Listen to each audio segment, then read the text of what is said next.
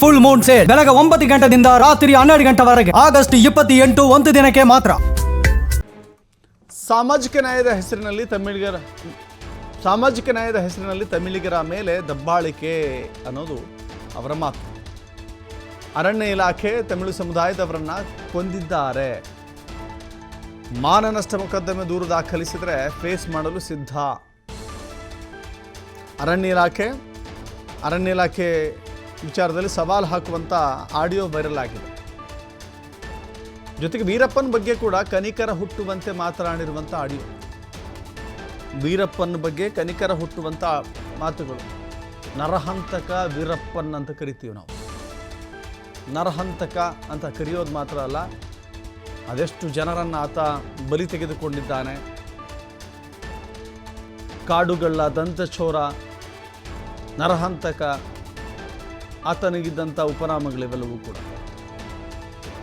ಆತನನ್ನು ವೈಭವೀಕರಣ ಮಾಡಿ ಆತನನ್ನು ಹೀರೋ ರೀತಿಯಲ್ಲಿ ಪ್ರೊಜೆಕ್ಟ್ ಮಾಡೋದು, ಆತ ಒಬ್ಬ ತಮಿಳಿಗ ಎನ್ನುವುದನ್ನು ಒತ್ತಿ ಹೇಳೋದು, ತಮಿಳಿಗರ ಮೇಲೆ ದಬ್ಬಾಳಿಕೆ ನಡೀತಾ ಇದೆ ಅನ್ನೋದನ್ನು ಸಾರೋದು, ಇಂಥ ಕೆಲಸಗಳಲ್ಲಿ ಆಗ್ತಾ ಇದೆ. ಈ ಸಂಘಟನೆ ಅಂಥ ಉದ್ದೇಶದಿಂದ ಆಡಿಯೋಗಳನ್ನು ಪ್ರಸಾರ ಮಾಡಿ ಎಲ್ಲ ಕಡೆಗಳಲ್ಲೂ ವೈರಲ್ ಆಗುವ ರೀತಿಯಲ್ಲಿ ನೋಡಿಕೊಳ್ತಾ ಇದೆ.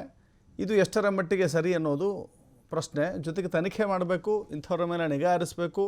ಈ ರೀತಿಯ ಚಟುವಟಿಕೆಗಳು ಸಾಮಾಜಿಕ ವಲಯದಲ್ಲಿ ಶಾಂತಿಯನ್ನು ಕದಡುತ್ತೆ, ಪ್ರಚೋದಿತಗೊಳ್ಳುವಂತೆ ಮಾಡುತ್ತೆ, ಪರಸ್ಪರ ವೈಷಮ್ಯ ಬೆಳೆಸುತ್ತೆ, ಪರಸ್ಪರ ದ್ವೇಷ ಭಾವನೆ ಬೆಳೆಸುತ್ತೆ.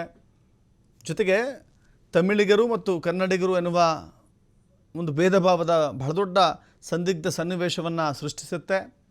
ಟೈಗರ್ಸ್ ಆಫ್ ಜಸ್ಟಿಸ್ ಅನ್ನುವ ಈ ಸಂಘಟನೆ ಇಂಥ ಕೆಲಸಗಳನ್ನು ಮಾಡ್ತಾ ಇದೆ. ಜೊತೆಗೆ ಅರಣ್ಯ ಇಲಾಖೆಗೆ ಸವಾಲಾಗ್ತಾ ಇದೆ.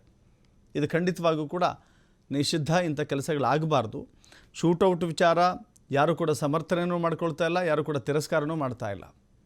ಅದೊಂದು ತನಿಖೆಯ ಭಾಗವಾಗಿ ಮುಂದುವರಿತಾ ಇದೆ. ತನಿಖೆ ಆಗಲಿ, ಆದರೆ ಇದು ಉಭಯ ರಾಜ್ಯಗಳ ನಡುವಿನ ಕಂದಕವನ್ನು ಸೃಷ್ಟಿ ಮಾಡುವಂಥ ಕೆಲಸ ಆಗಬಾರ್ದು ಅಂತ.